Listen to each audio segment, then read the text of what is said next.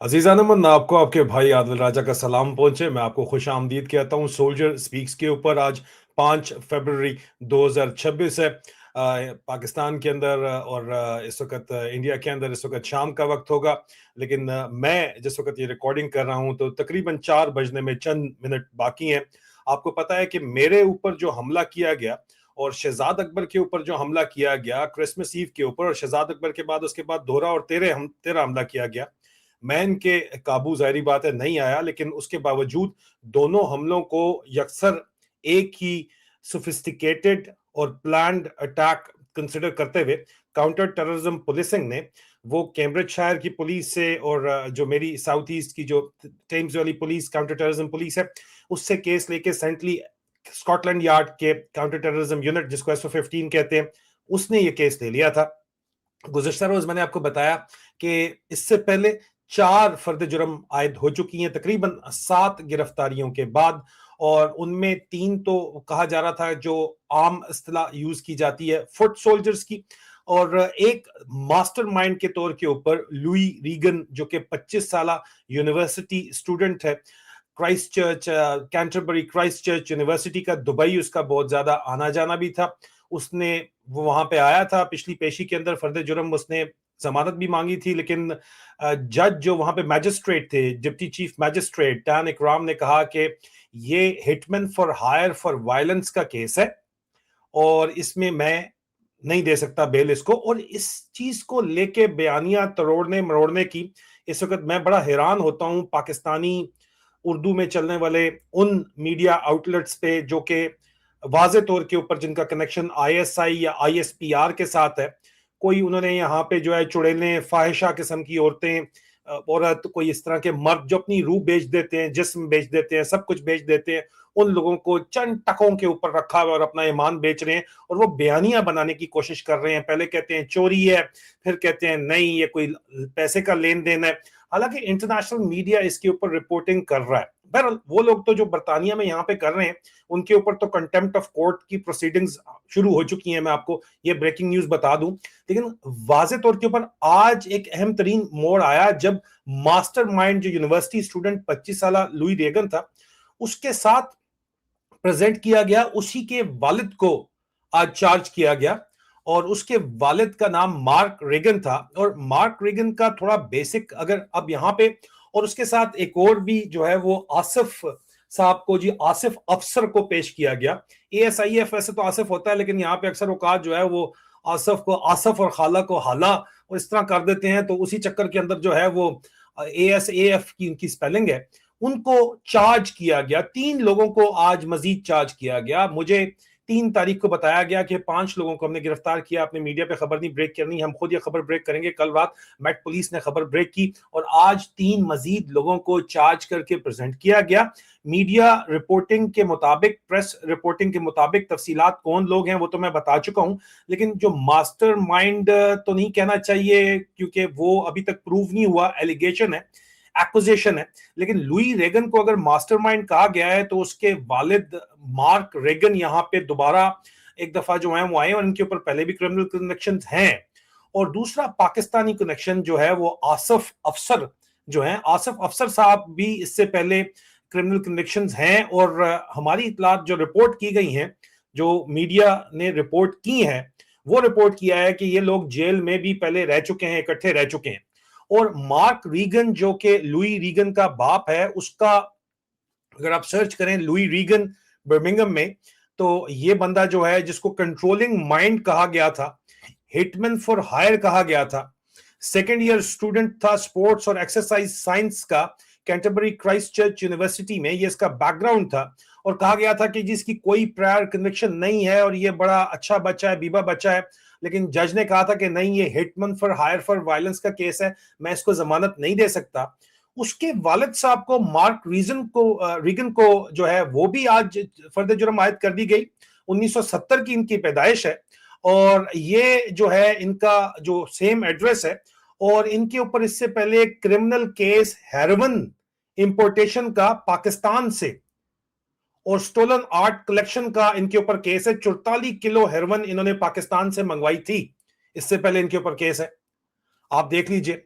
अब ये पाकिस्तान का कनेक्शन, अगर आप यहां पे पाकिस्तान का नाम यहां पे आ रहा है और किस केस में आ रहा है, मैं इन लोगों को नहीं जानता, ना मैं इनसे जिंदगी में कभी मिला हूं। और आज कोर्ट में बताया गया कि ये इंतहाई सोफिस्टिकेटेड और वेरी वेल फंडेड, जो कोर्ट से रिपोर्ट किया गया, कोर्ट रिपोर्टर्स ने ये बात की कि बड़ा वेल फंडेड ये केस है। वेल फंडेड जो केस है और प्योरली इसके ऊपर रिपोर्टिंग की गई, तो कौन फंडिंग कर रहा है, फिर सवाल उठता है। और इस पे प्योरली जो रिपोर्टिंग की गई उसमें यहां पे कहा गया कि जी चार्ज सस्पेक्ट जो है आसिफ अख्तर साहब, वो जिस वक्त हमला हुआ तो वो उस वक्त पाकिस्तान में मौजूद थे जिस वक्त आदिल राजा और शहजाद अकबर पे हमला हुआ। अब आसिफ अख्तर कहा यह जा रहा है कि ये मुर्तजा अली शाह की रिपोर्ट है, जियो न्यूज इसको रिपोर्ट कर रहा है, आज ही की रिपोर्ट है कि जनाब ये इससे पहले भी जेल में मुख्तलिफ जो है जराइम की वजह से रह चुके हैं। और कहा यह गया कि जनाब इनको बाकायदा तौर के ऊपर आज जब प्रेजेंट किया गया मेरे ऊपर हमले में कनेक्शन में और शहजाद अकबर के ऊपर हमले के कनेक्शन के अंदर, और उनको जो है वो बाकायदा तौर के ऊपर जो लोग थे जिनमें लियम मैकगैरी, मार्क रीगन और आसिफ अफसर शामिल हैं, तो आसिफ अफसर साहब का भी ताल्लुक पाकिस्तान से, और जिस वक्त हमला हुआ तो वो पाकिस्तान में थे, और अगर वो पाकिस्तान में थे उसके बावजूद भी क्राउन प्रोसिक्यूशन सर्विस ने उनको चार्ज कर लिया है, तो ऐसे फिर सवालात तो जन्म लेते हैं। मैं तो इनको नहीं जानता, जिंदगी में ना कभी मिला हूं, ना मेरा इनसे कोई ताल्लुक वास्ता है, ना ही शहजाद अकबर जानते होंगे मेरे ख्याल में। तो अब बात यह है कि इस सिलसिले में ये पाकिस्तान बैठे थे अगर, और यहां पे रिपोर्ट ये किया जा रहा है, मैं अपने पास से नहीं बात कर रहा, एक तो ये रिपोर्ट किया जा रहा है कि सर्च जब शो की जाती है तो इनका पूरा नाम आसिफ हुसैन अफसर है, कंपनी डायरेक्टर है रैपिड रिस्पॉन्स रिकवरीज के, इसके अलावा भी 2 और इनकी कंपनीज हैं। और इसी एड्रेस के ऊपर पुलिस ने जो है जहां से इनको गिरफ्तार किया उसी एड्रेस के ऊपर इनकी 3 कंपनियां, जिनमें से रैपिड रिस्पॉन्स रिकवरीज, रिकवरियां करवाते हैं जो लोग, और ये भी शामिल है। और इन तीनों लोगों को जिनको आज गिरफ्तार किया गया, तीनों ने जमानत नहीं मांगी। अगर इनका कोई ताल्लुक नहीं था तो जमानत न मांगना, ये तो चलो अपनी जगह के ऊपर है, इसके ऊपर तो हम कमेंट नहीं करते क्योंकि कोर्ट के अंदर केस है। लेकिन जज ने कहा कि इतनी संगीन नौयत के ये केस हैं कि अगर ये जमानत मांगते भी तो हम इनको जमानत में इनको ना देता। ये जज ने ये बात की है, ठीक है जी। और उसके बाद जियो न्यूज कहती है, मुर्तजा अली शाह साहब फरमाते हैं कि एक कुछ सोर्सेज ने उनको बताया कि जनाब ये एक तो जो मार्क रीबन है लुई रेगन का बाप है और जिसको लास्ट वीक पकड़ा गया था, और एक फैमिली मेंबर का वो कहते हैं बर्मिंघम के अंदर उन्होंने बताया जियो न्यूज को कि उनका नाम सीगाए राज में रखा जाए। और चले अगर सीगाए राज की बात है तो हम भी सीगाए राज में रख लेंगे, नहीं तो हमें पता है कि ये कौन है जिसने खबर दी है। और आसिफ अफसर साहब जो हैं वो पाकिस्तान में थे जिस वक्त हमला हुआ, और उसके बाद वो दुबई में थे जब ये हमले हो रहे थे, तो पाकिस्तान और दुबई और बर्मिंघम सिर्फ वो जो है वो पिछले हफ्ते आए हैं। वो कहते हैं कि जी and he return to Birmingham only last week. अगर वो पिछले हफ्ते बर्मिंघम आए हैं और आते ही चार्ज कर लिए गए हैं, तो बहरहाल ये बड़ा ही जो है वो अजीबो गरीब किस्म की बात है, और कह रहे हैं फैमिली मैटर के लिए आए थे। लेकिन यहाँ पे हैरान कुन बात यह है कि इनका जो सोर्स है जिसको हम जानते हैं अच्छे तरीके से, जियो न्यूज को आके बताता है कि जनाब वो पाकिस्तान के अंदर आसिफ अफसर साहब जो है एक खानदानी फैमिली मैटर के लिए गए हुए थे, और उनके कोई भी पाकिस्तानी हुकूमत के साथ किसी किस्म के कोई कनेक्शन नहीं है।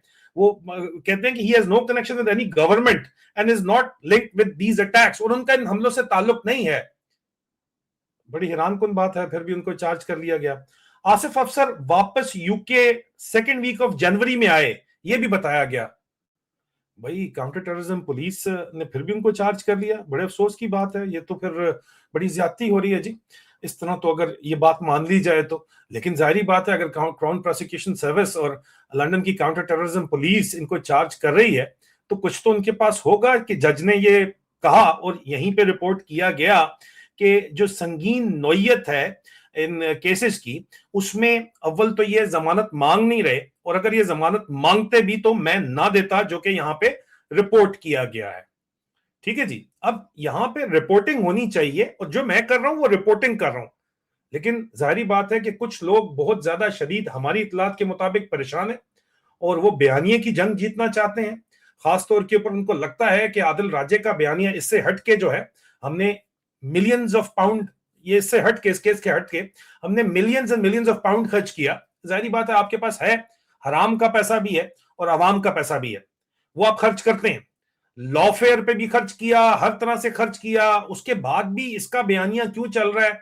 आपकी हरकतों की वजह से चल रहा है जनाब, आपकी बेगैरतियों की वजह से चल रहा है, आपकी बेशर्मियों की वजह से चल रहा है, आपकी फस्तायत की वजह से चल रहा है, और आपकी हरामजदगियों की वजह से चल रहा है।